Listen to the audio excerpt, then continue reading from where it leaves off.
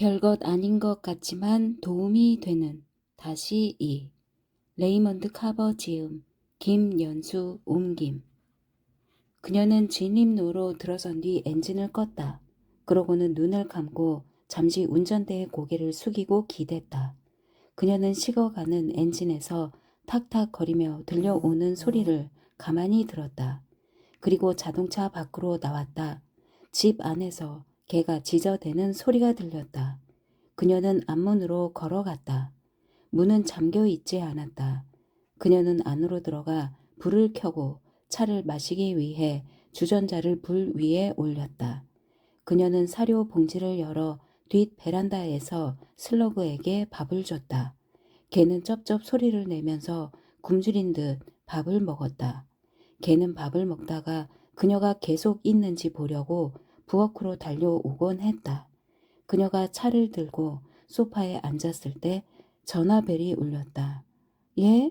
그녀가 전화를 받았다. 여보세요? 와이스 부인? 남자 목소리였다.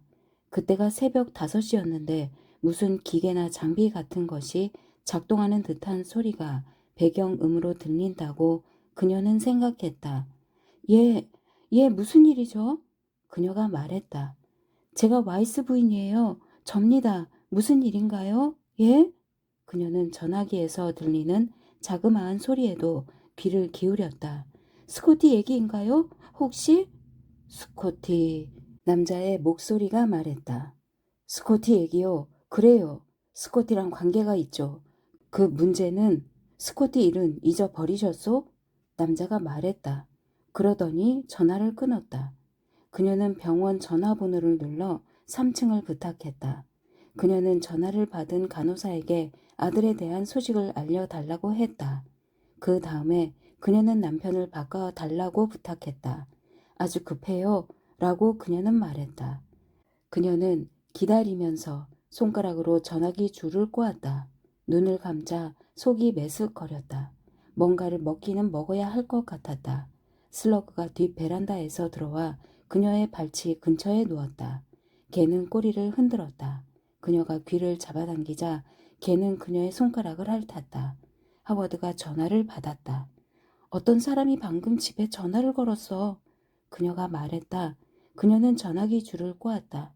스코티에 관한 거라고 말했어. 그녀가 소리쳤다. 스코티는 괜찮아. 하워드가 그녀에게 말했다. 그러니까 내 말은 여전히 자고 있다고. 달라진 건 없어. 당신이 떠난 뒤에 간호사가 2번 찾아왔어. 간호사였는지 의사였는지 암튼 애는 괜찮아. 어떤 남자가 전화했어. 스코티에 관한 거라고 말했다고. 그녀가 그에게 말했다. 여보, 좀 쉬어. 당신에게 휴식이 필요해. 나한테 전화했던 사람일 거야. 잊어버려. 여기 오기 전에 좀 쉬라고. 그 다음에 우리 아침이나 뭘 좀 먹도록 하자. 아침이라고? 그녀가 말했다. 나는 아침 안 먹어도 괜찮아. 그런 뜻이 아니라는 거 알잖아. 그가 말했다. 주스나 그런 건 말이야. 나도 모르겠어. 나도 뭐가 뭔지 모르겠다고. 젠장, 나도 하나도 배고프지 않아. 지금은 얘기하는 것도 너무 힘들어. 나 지금 여기 간호사 책상 앞에 서 있어. 아침 8시에 닥터 프랜시스가 다시 오기로 했어. 그때는 우리한테 뭔가 얘기해 줄 거야. 세세하게 말이야. 어떤 간호사가 그렇게 얘기했어. 그 간호사도 그것밖에는 모른대. 여보, 그때 가면 우리도 더 많은 걸 알게 될 거야. 8시 전에 와. 그동안 나는 여기 있고 스코티는 괜찮아. 아까랑 똑같아. 그가 덧붙였다. 차를 마시고 있었어. 그녀가 말했다. 그때 전화벨이 울린 거야. 그 사람들이 스코티에 관한 거라고 말했어. 전화기에서는 무슨 잡음 같은 게 들렸어. 당신이 받은 전화에서도 그런 잡음이 들렸어? 응? 하워드. 기억 안 나. 그가 말했다. 그 차를 몰았던 사람이겠지. 사이코패스인데 스코티에 대해서 뭔가 알게 된 모양이지. 어쨌든 스코티와 난 여기 있어. 그러니까 원래 하려고 했던 대로 좀 쉬라고. 목욕한 뒤에 7시 정도에 와. 의사가 오면 함께 얘기해야 할 테니까. 다 잘 되고 있어, 여보. 내가 지키고 있고 여기에는 의사들하고 간호사들이 많아. 그 사람들 말이 애 상태는 안정적이래. 무서워. 죽을 것 같아. 그녀가 말했다. 그녀는 물을 받은 뒤 옷을 벗고 욕조 안으로 들어갔다. 그리고 머리는 감지도 않은 채 재빨리 몸을 씻고 물기를 닦아냈다. 그녀는 깨끗한 속옷과 모직 바지와 스웨터를 입었다. 그녀가 거실로 들어가자 개는 그녀를 보면서 꼬리로 바닥을 한번 쳤다. 그녀가 자동차로 걸어갈 즈음에는 사위가 밝아오고 있었다. 병원 주차장으로 들어간 그녀는 현관 근처의 빈 자리를 발견했다. 그녀는 아이에게 그런 일이 일어난 데는 막연 하나마 자신에게도 책임이 있다고 느꼈다. 생각은 흑인 가족의 일로 이어졌다. 그녀는 프랭클린이라는 이름과 햄버거 포장지로 뒤덮여 있던 탁자와 담배 연기를 빨아들이며 그녀를 바라보던 10대 여자애를 기억했다. 아이를 갖지 마. 병원 현관으로 들어서면서 그녀는 머릿속에 떠오른 그 여자애에게 말했다. 정말이야, 갖지 마라. 그녀는 막 근무를 시작한 간호사 2명과 함께 엘리베이터를 타고 3층으로 올라갔다. 수요일 오전 7시 정각이 얼마 남지 않은 시각이었다. 3층에서 엘리베이터 문이 열리자 닥터 메디슨을 호출하는 방송이 들렸다. 그녀는 간호사들을 따라 내렸다. 그 간호사들은 그녀가 엘리베이터에 올라타는 바람에 멈췄던 대화를 계속하면서 다른 방향으로 걸음을 옮겼다. 그녀는 복도를 따라 흑인 일가족이 기다리고 있던 작은 방 앞까지 걸어갔다. 그들은 보이지 않았고 불과 몇 분 전 허겁지겁 떠난 것처럼 의자들만 여기저기 흩어져 있었다. 탁자 위에는 아까와 마찬가지로 컵과 종이가 어지럽게 널려 있었고 재떨이에는 꽁초가 가득했다. 그녀는 간호사 스테이션 앞에 멈춰 섰다. 한 간호사가 카운터 뒤에 서서 하품을 하며 머리를 빗고 있었다. 어젯밤에 수술받은 흑인 아이가 하나 있었죠? 애니 말했다. 프랭클린이라는 이름이었는데 가족들은 대기실에 있었고요. 그 아이 상태가 어떤지 궁금해서요. 카운터 뒤 책상에 앉아있던 간호사가 들여다보던 차트에서 시선을 떼고 올려다봤다. 전화벨이 울리자 그녀는 소화기를 들었지만 시선만은 앤에게서 떼지 않았다. 그 아이는 사망했어요. 카운터에 서 있던 간호사가 말했다. 간호사는 빗을 든 채 그녀를 계속 쳐다봤다. 그 아이의 가족과 잘 아시는 분인가요? 어젯밤에 그 가족을 만났거든요. 앤이 말했다. 제 아들도 입원 중이에요. 쇼크 상태인 것 같아요. 뭐가 잘못됐는지 우리는 몰라요.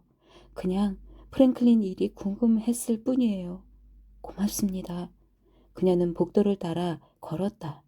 벽과 색깔이 같은 엘리베이터 문이 열렸고 하얀 바지에 하얀 캔버스 운동화를 신은 수척한 대머리 남자가 엘리베이터에서 무겁게 카트를 밀었다. 어젯밤에는 거기 문이 있다는 걸 알아차리지 못했다.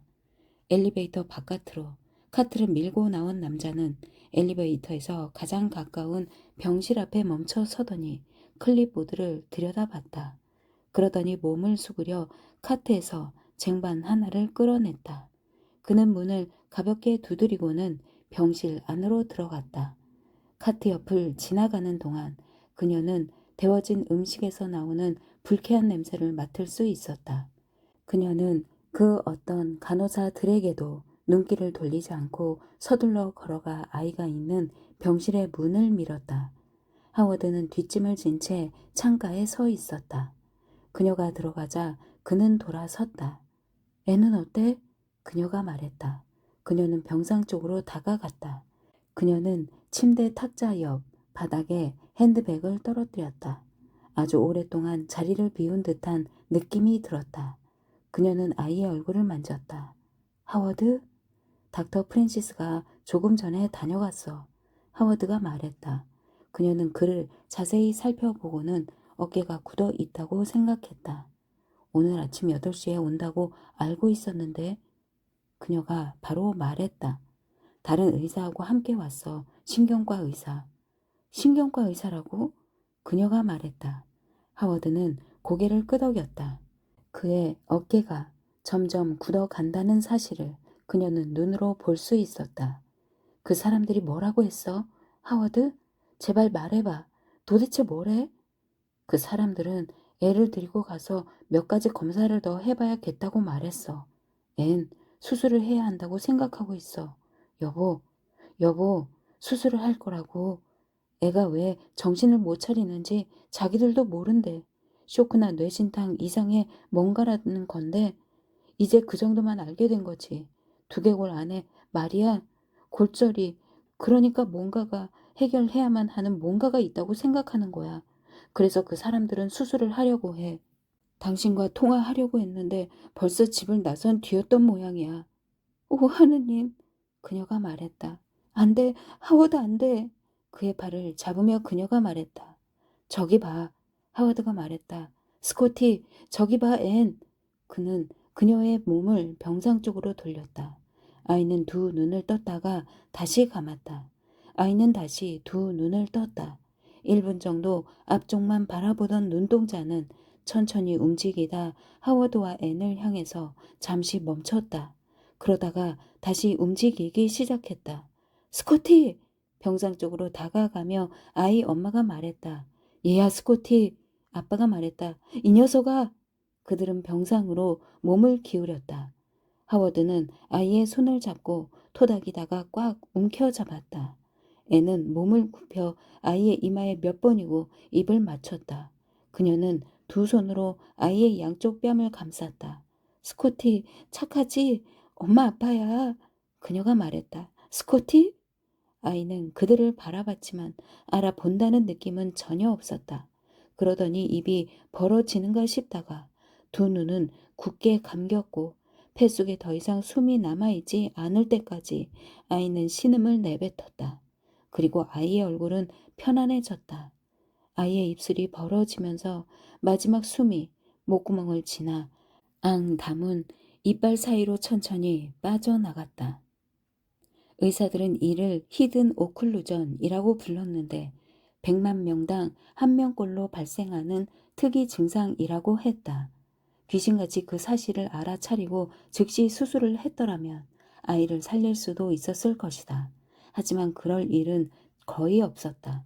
어쨌든 그들이 뭘 찾을 수 있었겠는가. 검사에도 엑스레이에도 나오는 건 아무것도 없었는데 닥터 프랜시스는 동요했다. 제 마음이 지금 어떤지 설명할 방법이 없습니다. 너무너무 죄송합니다. 이런 말로도 부족합니다. 그들을 의사 휴게실 안으로 이끌며 그가 말했다. 의사 한 명이 다른 의자에 두 다리를 걸친 채 의자에 앉아 오전에 방영하는 TV쇼를 시청하고 있었다. 그는 분만실용 초록색 옷, 그러니까 헐렁한 초록색 바지에 초록색 상의, 그리고 초록색 수술 모자 차림이었다. 그는 하워드와 앤을 쳐다본 뒤 닥터 프랜시스를 바라봤다. 그는 자리에서 일어나 TV를 끄고 휴게실에서 나갔다. 닥터 프랜시스는 소파로 앤을 안내한 뒤 그녀의 옆에 앉아 낮은 목소리로 위로하듯 말하기 시작했다. 어느 시점에 이르자 그는 몸을 내밀어 그녀를 안았다. 그녀는 자신의 어깨에 닿은 그의 가슴이 규칙적으로 오르내리는 걸 느낄 수 있었다. 그녀는 눈을 뜬 채로 그에게 그대로 안겨 있었다. 하워드는 화장실로 들어갔으나 문을 열어둔 상태였다. 그는 한번 격렬하게 통곡하더니 물을 들고 얼굴을 씻었다. 그리고 밖으로 나와 전화기가 놓인 작은 탁자 앞에 앉았다. 그는 제일 먼저 해야 할 일이 뭔지 생각하는 사람처럼 전화기를 바라봤다. 그는 몇 군데 전화를 걸었다. 조금 있다가 닥터 프랜시스가 그 전화기를 사용했다. 이제 제가 도와드릴 일은 없습니까? 그가 물었다. 하워드는 고개를 저었다. 애는 무슨 소리를 하는지 알 수 없다는 듯 닥터 프랜시스를 쳐다봤다. 의사는 그들을 따라 병원 현관까지 걸어갔다. 사람들은 병원으로 들어오거나 병원을 나서고 있었다. 오전 11시였다. 애는 자신의 두 다리가 너무나 천천히 거의 마지못해 움직인다는 사실을 느낄 수 있었다. 그녀가 생각하기에 자신들은 마땅히 병원에 있어야 하는데 병원에 있는 게 더 옳은 일인데 닥터 프랜시스는 자신들을 보내려고 하는 것 같았다. 그녀는 주차장을 빤히 쳐다보다가 몸을 돌려 병원 현관을 돌아봤다. 그녀는 머리를 좌우로 흔들기 시작했다. 안 돼, 안 돼요.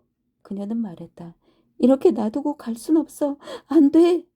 그녀는 자기 입에서 그런 말이 나오는 걸 듣고는 흘러나오는 말이라는 게 고작 TV 프로그램 같은데 보면 폭력이나 갑작스러운 죽음 앞에서 넋이 빠진 사람들이 쓰는 그런 따위라는 건 너무 억울하다고 생각했다. 그녀는 자기 자신의 말을 원했다. 안 돼! 라고 그녀는 말했고 어떤 이유에선가 축 늘어지던 흑인 여자의 머리통이 떠올랐다. 안 돼! 그녀가 다시 말했다. 이따가 말씀드리겠지만 의사가 하워드에게 말하고 있었다. 몇 가지 일들이 아직 남아 있습니다. 아직 만족스럽게 파악되지 않은 몇 가지 일들이 있어요. 우리가 좀 더 명확히 알아야만 하는 일들 말입니다. 부검입니까?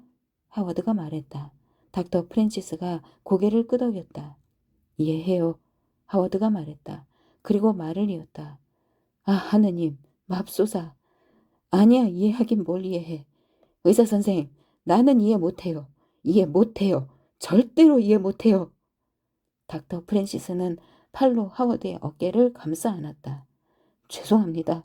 정말 너무 죄송합니다. 그는 하워드의 어깨를 감쌌던 팔을 풀고 손을 내밀었다. 하워드는 그 손을 바라보다가 잡았다. 닥터 프랜시스는 두 팔로 앤을 한 번 더 안았다. 그는 그녀가 이해할 수 없는 어떤 종류의 선함으로 가득 차 보였다. 그녀는 자신의 머리를 그냥 그의 어깨에 기댔으나 두 눈만은 뜨고 있었다. 그녀는 계속 병원을 쳐다봤다. 차를 타고 주차장을 빠져나오는 동안에도 그녀는 병원 쪽을 돌아봤다. 집에서 그녀는 외투 주머니에 두 손을 넣은 채 소파에 앉아 있었다. 하워드는 아이 방의 방문을 닫았다. 그는 커피 메이커를 켜고 빈 상자를 하나 찾아왔다. 그는 거실 여기저기에 흩어져 있는 아이의 물건을 담아 넣을 생각이었다. 하지만 그 대신에 그는 그녀가 앉아있는 소파 옆에 앉아서 상자를 한쪽으로 치우고 두 무릎 사이에 팔을 늘어뜨린 채 몸을 숙였다. 그는 흐느끼기 시작했다. 그녀는 자기 무릎 쪽으로 그의 머리를 당기고 어깨를 토닥였다. 없어. 그녀가 말했다. 그녀는 계속 그의 어깨를 토닥였다. 그의 흐느낌에 겹쳐 부엌에서 커피 끓는 소리가 들려왔다. 괜찮아. 괜찮아. 그녀가 상냥하게 말했다. 하워드, 없어. 스코티는 이제 없고 우리는 앞으로 그런 삶에 익숙해져야만 해. 혼자 남는 삶에.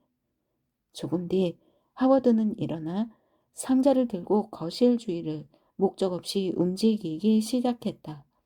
상자에는 무엇도 담지 않고 대신 소파의 한쪽 끝에 몇몇 물건을 모아놓으며 그녀는 여전히 외투 주머니에 손을 넣은 채 앉아 있었다. 하워드는 상자를 내려놓고 거실로 커피를 가져왔다. 얼마 뒤 애는 친척들에게 전화를 걸었다. 상대편이 전화를 받을 때마다 애는 몇 마디 꺼내지도 못하고 잠시 울음을 터뜨렸다. 그 다음에야 그녀는 절제된 목소리로 차근차근 일어난 일과 이후의 절차에 대해 설명했다. 하워드는 상자를 들고 차고로 갔다가 거기서 아이의 자전거를 봤다. 그는 상자를 내려놓고 자전거 옆 바닥에 앉았다. 그가 엉거주춤 자전거를 잡는 바람에 자전거가 그의 가슴 쪽으로 넘어졌다. 그는 자전거를 잡았다. 고무 페달이 가슴으로 파고들었다. 그는 바퀴를 한번 돌렸다. 애는 언니와 통화한 뒤 수화기를 내려놓았다. 그녀가 다른 전화번호를 찾아보고 있을 때 전화벨이 울렸다. 그녀는 전화벨이 울리자마자 받았다. 여보세요? 그녀가 말했다.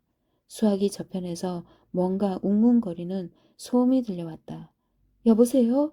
그녀가 말했다. 제발 이라고 그녀가 말했다. 누구세요? 원하는 게 뭐예요?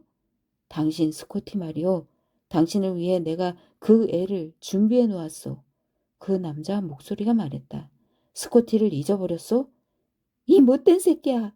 그녀가 수화기에 대고 소리쳤다. 내가 어떻게 이런 짓을 할 수 있어? 이 못된 자식아. 스코티 말이오. 그 남자가 말했다. 스코티에 대해서 완전히 잊어버린 것 아니오? 그러더니 그 남자는 전화를 끊어버렸다. 하워드가 고함 소리를 듣고 안으로 들어왔을 때 그녀는 탁자 위에 두 팔을 올리고 거기에 얼굴을 묻고 울고 있었다. 그는 수화기를 집어들고 신호음에 귀를 기울였다. 시간이 꽤 흘러 자정이 되기 얼마 전, 그러니까 그들이 여러 일들을 끝마쳤을 때 다시 전화벨이 울렸다. 당신이 받아봐. 그녀가 말했다. 하워드 그놈이야 분명해. 그들은 부엌 식탁에 커피를 놓고 앉아 있었다. 하워드는 자기 커피잔 옆에 작은 잔으로 위스키도 한 잔 놓았다. 세 번째 전화벨이 울렸을 때 그가 전화를 받았다. 여보세요? 그가 말했다. 당신 누구요? 여보세요? 여보세요? 전화는 끊어졌다. 끊었어. 하워드가 말했다. 누군지 모르겠지만 그놈이야. 그녀가 말했다. 그 개자식 죽여버릴 거야. 그녀가 말했다. 총으로 쏜 뒤에 버둥대는 꼴을 보고야 말 거야. 세상에 앤. 그가 말했다. 무슨 소리 못 들었어? 그녀가 말했다. 뒤에서 들려오는 소리, 무슨 기계 같은 게 웅웅대는 듯한 시끄러운 소리. 못 들었어. 정말이야. 그런 소리는 안 들렸어. 그가 말했다. 그럴 만한 시간도 없었으니까. 라디오에서 나오는 음악 같은 건 있었어. 그래, 라디오를 틀어놓은 건 분명해. 그건 내가 들었거든. 도대체 무슨 일인지 모르겠네. 그가 말했다. 그녀는 머리를 흔들었다. 내 손에 잡히기만 해봐. 그러다가 뭔가가 떠올랐다. 그녀는 그게 누군지 알아냈다. 스코티, 케이, 전화번호. 그녀는 식탁에서 의자를 뒤로 밀어내고 벌떡 일어섰다. 쇼핑센터까지 좀 태워줘. 그녀가 말했다. 하워드, 무슨 말이야? 쇼핑센터 말이야. 누가 전화했는지 알겠어. 누군지 알겠다고. 빵집 주인. 그 못된 놈의 빵집 주인이야. 하워드, 스코티 생일에 쓸 케이크를 만들어 달라고 했거든. 그놈이 전화한 거야. 우리 집 전화번호가 있으니까 계속 전화한 거지. 그 케이크 때문에 우리를 괴롭힌 거라고. 빵집 주인. 그 못된 새끼. 그들은 쇼핑센터까지 차를 몰고 갔다. 밤 하늘이 맑아 별이 다 떠올랐다. 날씨가 좋아 그들은 자동차의 히터를 틀었다. 그들은 빵집 앞에 차를 세웠다. 가게와 상점은 모두 문을 닫았지만 주차장 한쪽 구석, 극장 앞에는 자동차들이 주차돼 있었다. 빵집의 창은 어두웠으나 유리창 저쪽을 살펴보니 뒤쪽 방에 불이 켜져 있었고 그 단조로울 정도로 하얀 빛 아래 앞치마를 두른 덩치 큰 남자가 오가고 있었다. 유리창을 통해 그녀는 진열장과 의자가 딸린 작은 탁자들을 볼 수 있었다. 그녀는 문을 열어보려고 했다. 유리창을 두드렸다. 하지만 그 소리가 빵집 주인에게 들렸는지 어쨌는지 그는 기척을 보이지 않았다. 그는 그들이 있는 쪽을 쳐다보지도 않았다. 그들은 빵집 뒤쪽으로 돌아가 그곳에 차를 세웠다. 그들은 차에서 내렸다. 불이 켜진 창이 하나 있었지만 너무 높아서 안을 들여다볼 수는 없었다. 뒷문 근처의 간판에는 각종 빵과 과자, 특별 주문 가능이라고 적혀 있었다. 그녀는 안쪽에서 나지막이 흘러나오는 라디오 소리와 아마도 오븐의 문을 내릴 때 나는 소리랄까? 아무튼 뭔가 끽끽대는 소리를 들을 수 있었다. 그녀는 문을 두드리고 기다렸다. 다시 그녀는 더 세게 두들겼다. 라디오 소리가 작아지더니 이번에는 뭔가 문지르는 소리, 서랍을 열고 닫는 듯한 소리가 멀찌감치 들려왔다. 안에서 잠긴 문을 여는 사람이 있었다.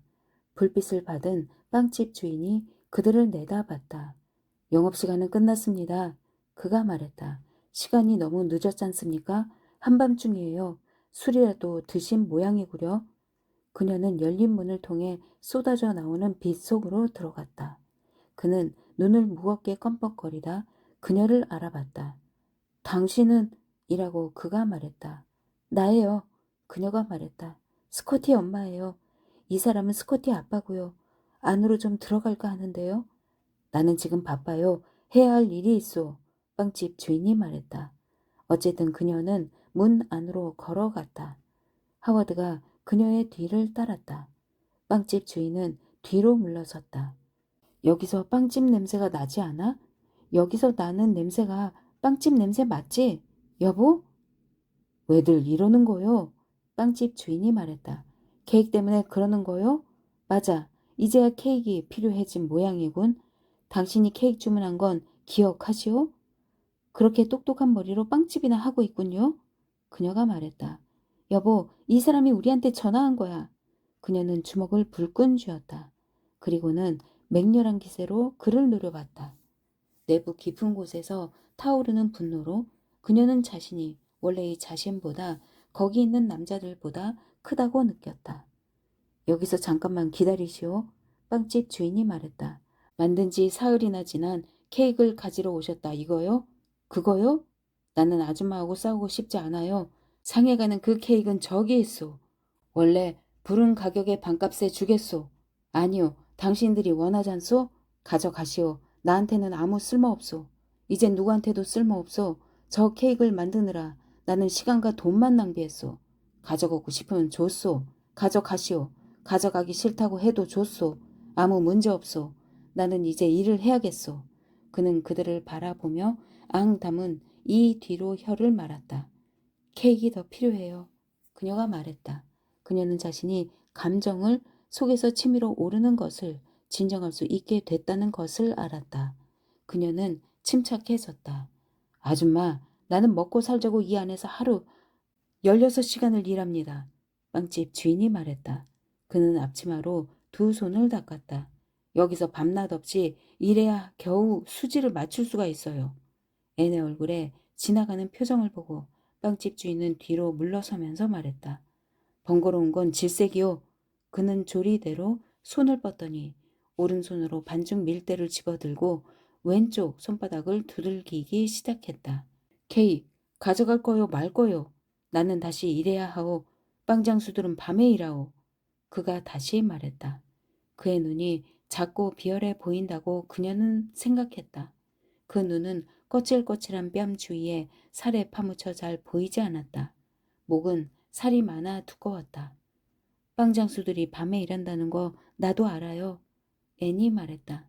빵장수들, 전화질도 밤에 잘하죠. 이 못된 자식아. 그녀가 말했다.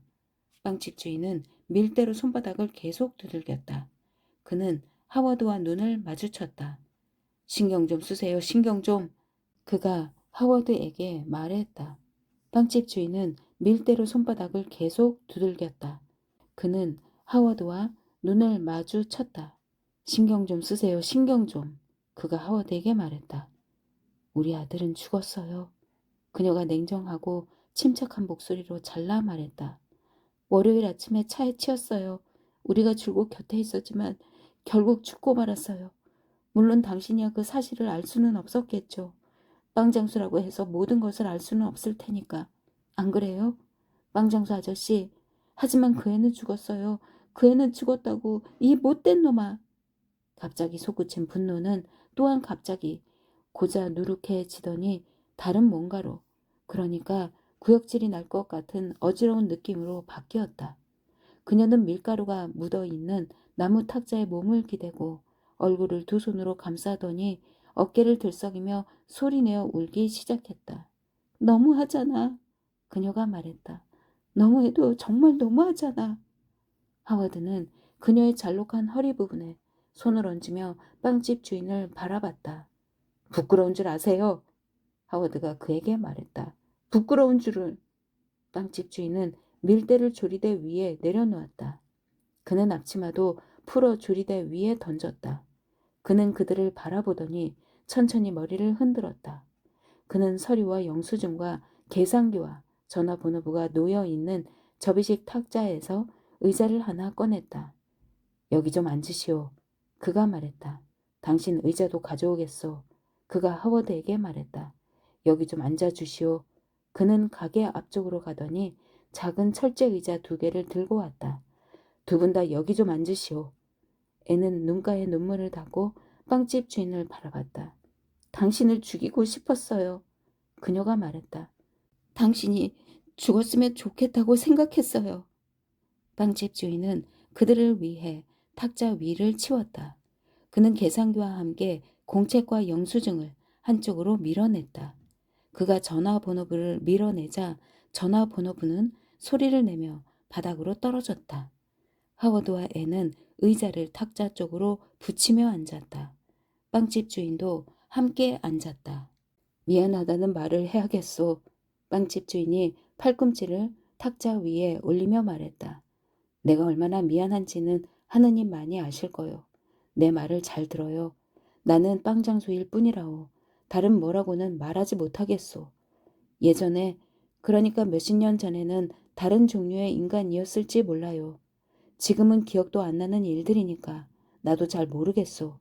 어쨌든 내가 어땠건 이제는 더 이상 예전의 내가 아니라는 거요. 지금은 그저 빵장수일 뿐이요. 그렇다고 해서 내가 한 일들의 변명이 될 순 없겠지요. 그러나 진심으로 미안하게 됐습니다. 자제분에게 일어난 일은 안 됐다고 생각합니다. 그런 상황에서 제가 한 일도 죄송합니다. 빵집 주인은 말했다. 그는 탁자 위로 2손을 내밀더니 손바닥을 펼쳤다. 내게는 아이가 하나도 없었기 때문에 지금 당신들의 심정에 대해서는 간신히 짐작만 할 수 있을 뿐이라오. 지금 이 순간 내가 할 수 있는 말이라고는 미안하다는 것뿐이라오. 부디 용서해 주시길 바랍니다. 빵집 주인은 말했다. 나는 못된 사람이 아니오. 적어도 그렇다고 생각합니다. 당신이 말한 것처럼 전화로 못된 짓 하는 사람은 아니라오. 요약하자면 더 이상 어떻게 행동해야 할지 나도 모르겠다는 걸 알아줬으면 뭐 그렇다고나 할까요? 부탁이요. 그 남자는 말했다. 나를 용서할 마음이 생기는지 여쭤봐도 되겠소? 빵집 안은 따뜻했다. 하워드는 탁자에서 일어나 외투를 벗었다. 그는 앤이 외투를 벗는 것을 도왔다. 빵집 주인은 그들을 가만히 쳐다보다가 고개를 끄덕이며 탁자에서 일어났다. 그는 오븐으로 가더니 몇몇 스위치를 껐다. 그는 컵을 찾아 전기 커피 메이커에서 커피를 따랐다. 그는 크림이 든 종이깍을 탁자 위에 놓았고 설탕 종지도 가져왔다. 아마 제대로 드신 것도 없겠죠. 빵집 주인이 말했다. 내가 만든 따뜻한 롤빵을 좀 드시지요. 뭘 좀 드시고 기운을 차리는 게 좋겠소. 이럴 때 뭘 좀 먹는 일은 별것 아닌 것 같지만 도움이 될 거요. 그가 말했다. 그는 오븐에서 따뜻한 계피롤빵을 가져왔는데 겉에 입힌 아이싱이 아직 굳지도 않았다. 그는 탁자 위에 버터를 놓고 버터를 바를 칼을 가져왔다. 그러고 나서 빵집 주인은 그들과 함께 탁자에 앉았다. 그는 기다렸다. 그들이 각자 접시에 놓인 롤빵을 하나씩 집어먹기 시작할 때까지 그는 기다렸다. 그들을 바라보며 그가 말했다. 뭔가를 먹는 게 도움이 된다오. 더 있소. 다 드시오. 먹고 싶은 만큼 드시오. 세상의 모든 롤빵이 다 여기에 있으니. 그들은 롤빵을 먹고 커피를 마셨다. 애는 갑자기 허기를 느꼈는데 그 롤빵은 따뜻하고 달콤했다. 그녀는 롤빵을 3개나 먹어 빵집 주인을 기쁘게 했다. 그리고 그가 이야기하기 시작했다. 그들은 신경 써서 귀를 기울였다. 그들은 지치고 비통했으나 빵집 주인이 하고 싶어 하는 말에 귀를 기울였다. 빵집 주인이 외로움에 대해서 중년을 지나면서 자신에게 찾아온 의심과 한계에 대해서 말하기 시작할 때부터 그들은 고개를 끄덕였다. 그는 그들에게 그런 시절을 아이 없이 보내는 일이 어떤 것인지 말했다. 매일 오븐을 가득 채웠다가 다시 비워내는 일을 반복하면서 보내는 일이 어떤 것인지, 그가 만들고 또 만들었던 파티 음식, 축하 케이크들, 손가락이 푹 잠길 만큼의 당의, 케이크에 세워두는 작은 신혼부부 인형들, 몇백, 아니 지금까지 몇천에 달할 것들, 생일들, 그 많은 촛불들이 타오르는 것을 상상해 보라. 그는 반드시 필요한 일을 했다. 그는 빵집 주인이었다. 그는 자신이 꽃장수가 아니라 좋았다. 사람들이 먹을 것을 만드는 게 더 좋았다. 언제라도 빵 냄새는 꽃향기보다 더 좋았다. 이 냄새를 맡아보시오. 검은 빵 덩어리를 잘라내면서 빵집 주인이 말했다. 퍽퍽한 빵이지만 맛깔난다오. 그들은 빵 냄새를 맡았고 그는 맛보라고 권했다. 당밀과 거칠게 빻은 곡식 맛이 났다. 그들은 그에게 귀를 기울였다. 그들은 먹을 수 있는 만큼 먹었다. 그들은 검은 빵을 삼켰다. 형광등 불빛 아래에 있는데 그 빛이 마치 햇빛처럼 느껴졌다. 그들은 이른 아침이 될 때까지, 창으로 희미한 햇살이 높게 비칠 때까지 이야기를 나눴는데도 떠날 생각을 하지 않았다.